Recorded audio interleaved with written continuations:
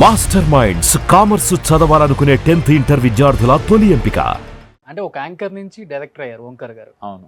ఆయన్ని ఇంట్లో చూసి ఇన్స్పిరేషన్ అయ్యారా? లేకపోతే ఇండస్ట్రీలో లైక్ ఒక మెగాస్టార్‌నో, ఒక పవర్ స్టార్‌నో, ఒక సూపర్ స్టార్‌నో చూసి ఇన్‌స్పైర్ అయ్యి యాజ్ ఎ హీరోగా లేదు. మా నాకు అన్నయ్యకి చిరంజీవి గారు ఈజ్ ది ఇన్స్పిరేషన్. అందుకే అన్నయ్య ఫస్ట్‌లో స్టార్టింగ్‌లోనే జెలసీ అన్నాను నిన్ను చూసి. ఓకే. మాకు ఆయనే ఇన్స్పిరేషన్. అంటే లైక్ వీఆర్ 3 బ్రదర్స్. ఓంకార్ అన్న, నేను, తమ్ముడు కళ్యాణ్. అక్కడ చిరంజీవి గారి ఇంట్లో కూడా 3 బ్రదర్స్ కదా. సో మాకు ఫస్ట్ చిన్నప్పటి నుంచి లైక్ ఇన్స్పిరేషన్ చిరు సార్ అన్న, నాగబాబు గారు అన్న, పవన్ కళ్యాణ్ గారు అన్న. బట్ నాగబాబు గారితో అన్నయ్య గారికి మంచి ర్యాప్ ఉంది. పెద్ద అన్నయ్యతోనూ పవన్ అన్నయ్యతో ఇంకా మాకు అసలు అంటే కలిసాం తప్పితే మాట్లాడే ఇది లేదు. ఓకే. అంటే వాళ్ళని ఇన్స్పిరేషన్ గా రియల్ లైఫ్ లోనే కాకుండా రియల్ లైఫ్ లో కూడా తీసుకున్నారు. 100%. ఎందుకంటే చాలా మంది ఇప్పుడు మేము పిల్లలు ఉన్నాం అనుకోండి, అమ్మ చాటు బిడ్డలు, నాన్న చాటు బిడ్డలు అంటారు. అవును. కానీ ఇక్కడ అన్నయ్య చాటు బిడ్డలు 100%. ఇద్దరు కూడా 100% అది. అక్కడ కూడా అంతే, వాళ్ళు కూడా 100% అది. ఆ రెస్పెక్ట్ ఇవ్వాలి. బికాస్ ఫాదర్ తర్వాత ఫాదర్ ప్లేస్లో ఉండి అన్ని బాధ్యతలు తీసుకోవడం. అంటే నేను చిరంజీవి గారిని ఇంట్లో మనిషిగా నేను చూడలేదు, బయట నుంచి ఆయన ఆరాధించడమే. అన్నయ్యని చూస్తున్నానుగా, లైక్ నేనే అన్నయ్య గారి పొజిషన్లో ఉంటే నేను అలా ఉండనేమో అనిపిస్తుంది ఒక్కోసారి. Like he did a lot to family. ఆయన ఉండే విధానం, డిసిప్లిన్, హార్డ్ వర్క్, ప్లానింగ్స్ కావచ్చు, ఏదన్నా కూడా అది నేను దగ్గరుండి చూశాను కాబట్టి I always respect to my brother.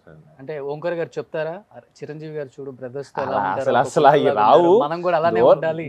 First నుంచి చిన్నప్పటి నుంచి ఆయన సినిమాలు చూసి పెరిగాం. ఆయన అంటే చాలా అభిమానం కాబట్టి, చిరంజీవి గారు అంటే చాలా ఇష్టం కాబట్టి అనుకోకుండా భగవంతుడు వాళ్ళ ఇంట్లో 3 బ్రదర్స్, మేము 3 బ్రదర్స్. పవన్ కళ్యాణ్ గారి పేరు చివరిలో ఎలా అవుతుంది, మా తమ్ముడి పేరు కూడా చిన్నోడిది కళ్యాణ్. సో అలా అనుకోకుండా కుదిరింది అది. అదంతా అలా ఏం లేదు.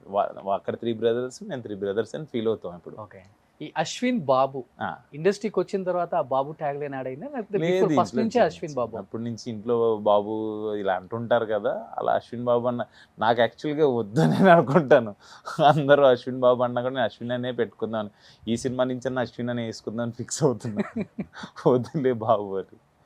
సో రీసెంట్గా అన్నయ్య గారి షోలో చాలా ఎమోషనల్ అయ్యారు. అవును. ప్రోమో చూసినప్పుడు చాలా మందికి తెలియకుండా కళ్ళమ్మటి నీళ్ళు వచ్చేసాయి. అంటే బ్రదర్స్ ని బాగా ఇష్టపడి జాయింట్ ఫ్యామిలీస్ ఉండేవాళ్ళు ఎస్పెషల్లీ. అవును, జాయింట్ ఫ్యామిలీ. అన్నయ్యకి నీకు ఒకటి చెప్పలేకపోతున్నాను అని ఈ షో ద్వారా చెప్తారా? 100%. అంటే యాక్చువల్గా షో కూడా టెలికాస్ట్ అయింది, అందులో కూడా మాట్లాడింది అది. ఆ ప్రమో తర్వాత టెలికాస్ట్ అయిపోయింది. థింగ్ ఏంటంటే చాలా జోవియల్గా ఉన్నాం, మాట్లాడుకుంటున్నాం, అంతా బాగానే ఉంది. ఏదో బాక్స్ గురించి, పెద్ద బాక్స్, పెద్ద నెంబర్, ఒక హెల్ప్ చేయాలంటే క్వశ్చన్స్ అడగాలి, అది నిన్నే అడుగుతానంటే నేను క్యాజువల్గానే మాట్లాడుతున్నా. ఓకే.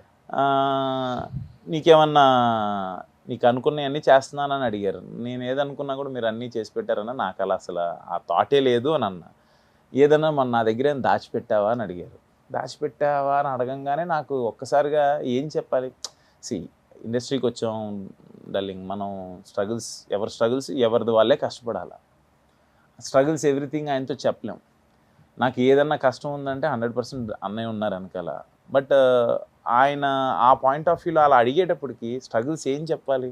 కష్టపడుతున్నాను అన్నయ్య, బాగా ఇబ్బందిగా ఉంది, ఫినాన్షియల్గా స్ట్రగుల్స్ ఉన్నాయి, ఇంకా సెటిల్ అవ్వలేదు, ఎంతసేపుడికి అన్నయ్యకి అన్నయ్య ఏదో చేస్తున్నారని కాకుండా అన్నయ్యకి నేనేం చేయాలి, I want to do something to my brother కదా. నేను ఏదన్నా అన్నయ్యకి ఏదైనా ఇవ్వాలి కదా.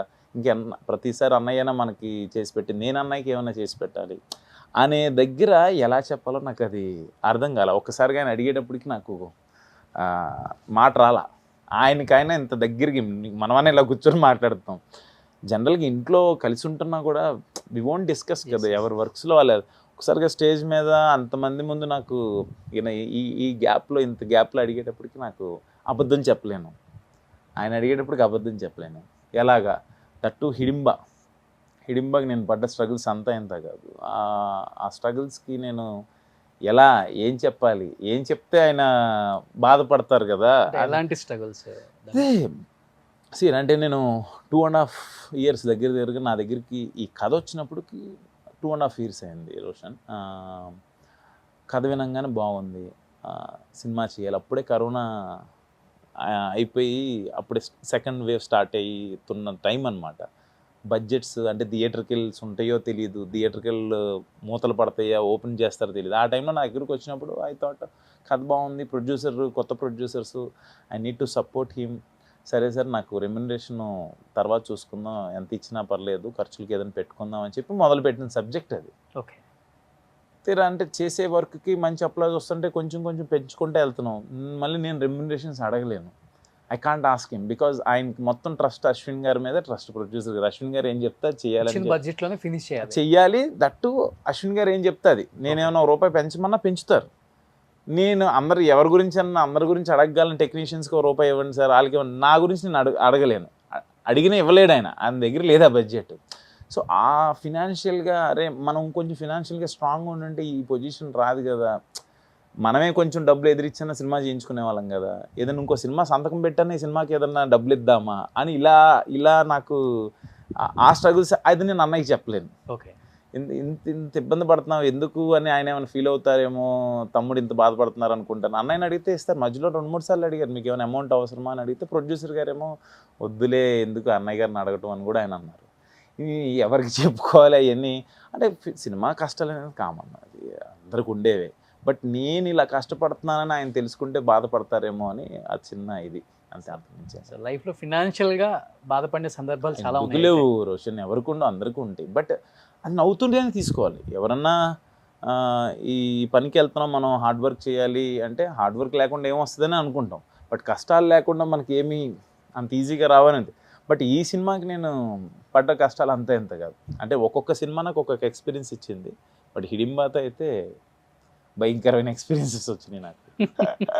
అది అంటే లైక్ ఇదే గెటప్లో నేను 2 years నుంచి దగ్గరగా సినిమా స్టార్ట్ అయ్యి ఒక 1.5 year to 2 years అవుతుంది. ఇదే గెటప్లో నేను మెయింటైన్ చేస్తూ బాడీని మెయింటైన్ చేసుకుంటూ వెళ్ళాలంటే కొంచెం ఇబ్బందులు ఉంటాయి.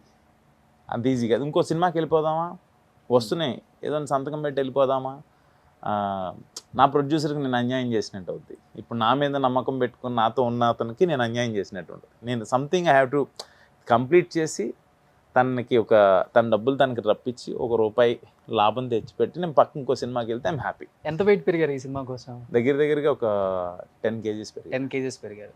కానీ ఈ లుక్లోనే బాగున్నావు, చాలా బాగున్నావు అన్నారు. అంటే ఈ పోలీస్ క్యారెక్టర్కి ఈ ఫిట్కి దీనికి పర్ఫెక్ట్ అని చెప్పి రాగానే ఏదో IPS ఆఫీసర్ వచ్చాడు లేదా అంటే ఇదే అంటున్నా. నాకు నా ఫ్రెండ్స్ కూడా ఆర్టిస్టులు కూడా అన్నారు నువ్వు ఇదే గెటప్లోనే పబ్లిసిటీ చేయి అంటే ఆబ్వియస్లీ చేస్తాం. వితౌట్ ప్రొడ్యూసర్ నా దగ్గరికి మంచి కథ అయితే వచ్చింది. Without producer we can't make Hidimba. Okay. ఆ ప్రొడ్యూసర్ కష్టపడి, గంగాపట్నం శ్రీధర్ గారు మా ప్రొడ్యూసర్, ఆయన ఇంత కష్టపడి మా కోసం ఇంత చేశారు కాబట్టి ఆయనకి మళ్ళీ ఆయన పెట్టిన డబ్బులని వెనక్కి ఇచ్చేస్తే నేను హ్యాపీ. అంటే ఏ ప్రొడ్యూసర్ అయినా కానీ అశ్విన్ తల మీద రూపాయి పెడితే రూపాయి వస్తుంది, కానీ ₹1 పోయి ₹1 మిగులుతుంది, లాస్ అవుతాం అనుకునే ప్రొడ్యూసర్స్ లేరు కదా ఇండస్ట్రీ. అంటే కూడా అది అంటే నా సేఫ్లో అయితే అంటే ఇప్పటివరకు నేను చేసిన సినిమాల్లో అయితే సేఫ్లోనే ఉన్నారు. What ever I did last movies అన్నీ కూడా నా ప్రొడ్యూసర్ సేఫ్లోనే ఉన్నారని నాకు తెలుసు. బట్ ఎవరైనా వచ్చినా కూడా నాకు తలకు మించిన సబ్జెక్ట్ ఏదైనా వచ్చినా ఇది నా సబ్జెక్ట్ కాదు, నా మీద అంత బడ్జెట్ లేదని కూడా చెప్పేస్తా. ఓపెన్గా చెప్పేస్తా. ఎందుకంటే ఇప్పుడు అల్టిమేట్లీ చివరికి వచ్చేప్పటికి అది బిజినెస్. అది నా ప్రొడ్యూసర్స్ ఎవరైనా వచ్చి నా దగ్గర వచ్చి డబ్బులు పెడుతుంటే వాళ్ళకి డబ్బులు రావాలనేగా. అయ్యే డబ్బులు ఇంకో చోటుకి వెళ్ళి పెడితే బోల్డ్ డబ్బులు. ప్రొడక్షన్ హౌస్ ఉంది, అది మెయిన్. అసలు దానివల్లే నాకు ఒకసారి అనిపిస్తుంది నేను మేబీ ఇండస్ట్రీలో మనం ఎంతవరకు కరెక్ట్, మన మెంటాలిటీకి ఇది కరెక్టా కాదని కూడా అనిపిస్తుంటుంది ఒక్కోసారి. అంటే I always think about producer.